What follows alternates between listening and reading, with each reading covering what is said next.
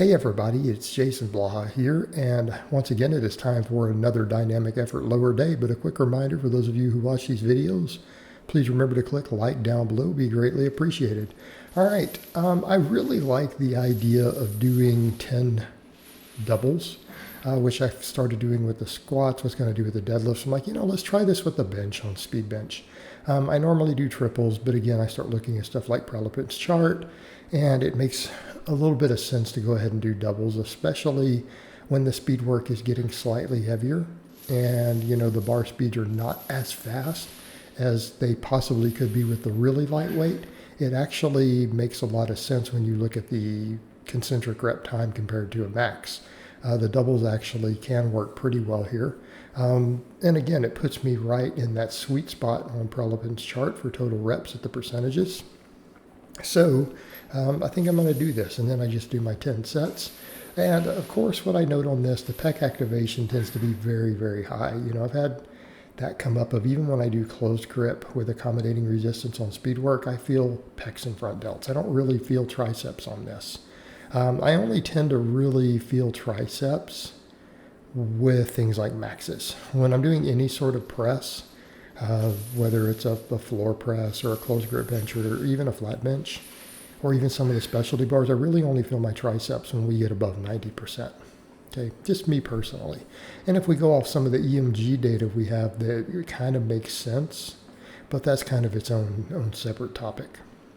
But again, I still hammer triceps because here's what we come down to. All this submaximal work is a good way to build pecs, right? It builds pecs, activates pecs, builds up the pecs that I will need to bench to get the bar moving fast to the middle, things like that.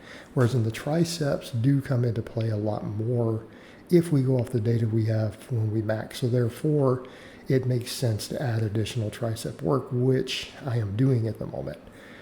So the speed work, again, half the workout here is going to be the speed work, even though it's done pretty quick. I finish this speed work once the bar, and everything is set up.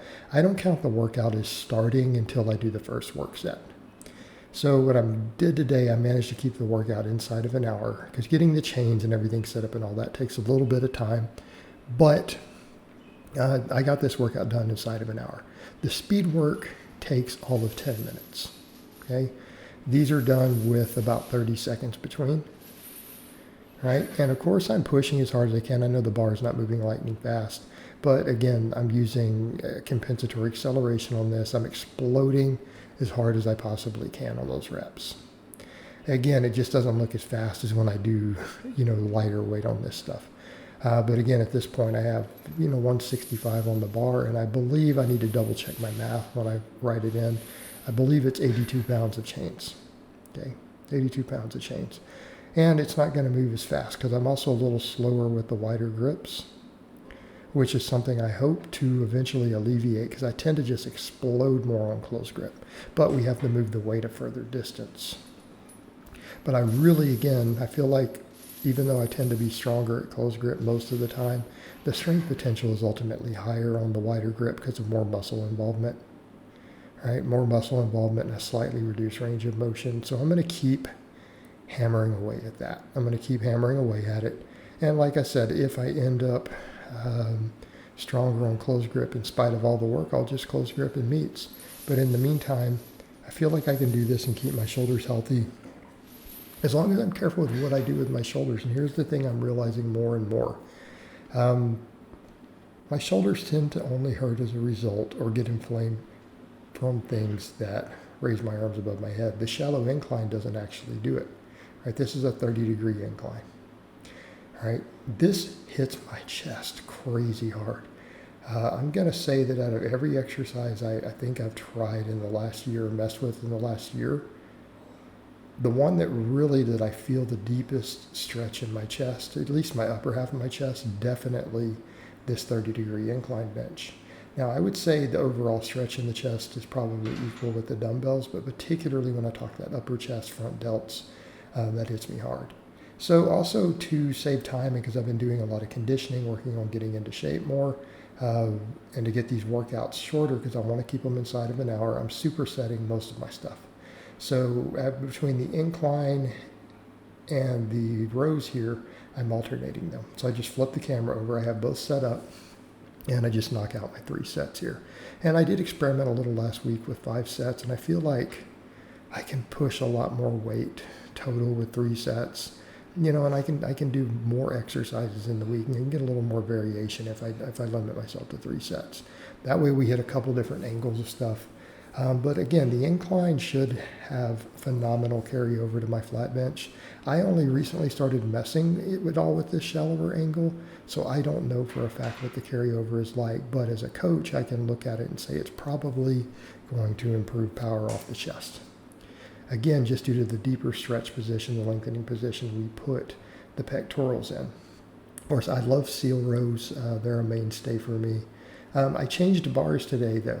I used that neutral grip bar. If you guys notice, I have that cambered bar with a neutral grip, and I gripped it on the widest setting, which makes it a little more difficult. Also helps hit the upper back a little harder, the rear delts a little harder. So what I'm doing here is looking at it and saying, you know what, sometimes even the smaller delt exercises can make my delts feel a little crackly over time. So I'm also questioning, should I even be doing front raises, lateral raises, any of that? Don't lift my arms over my head.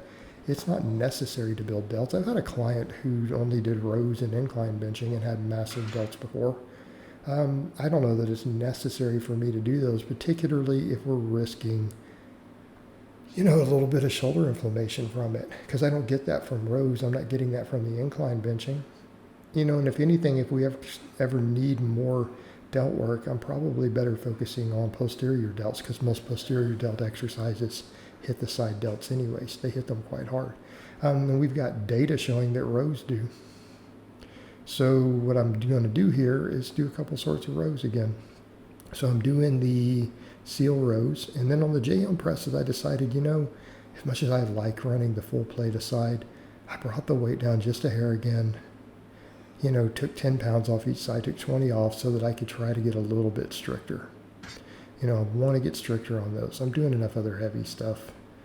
I don't need those to not be strict. I need them to build the triceps. I've got to set my ego to the side, although I always got phenomenal carryover from even the cheating type where my elbows come way down.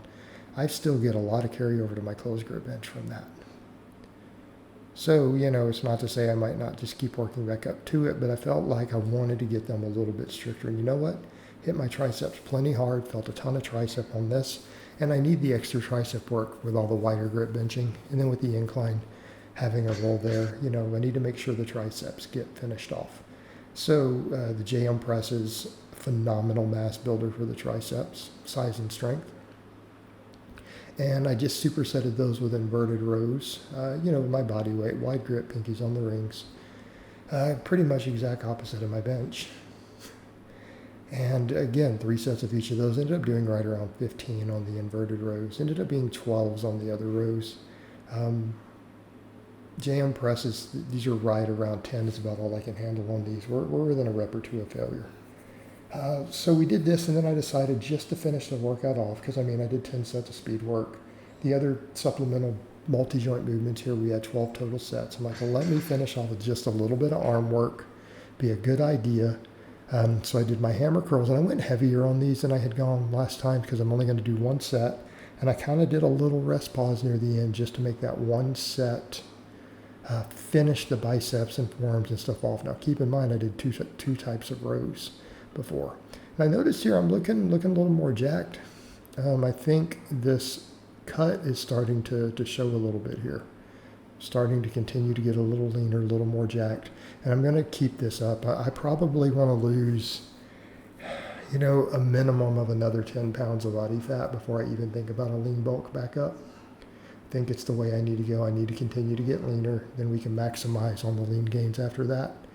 But definitely starting to see some improvements. And then I finished off with my high rep band press downs, which you guys know why I do these. I'm a big fan. I prescribe them a lot. I love them. All right, guys, but that's really all I have to say on that today. I hope it's been informative, and I'll talk to you guys next time.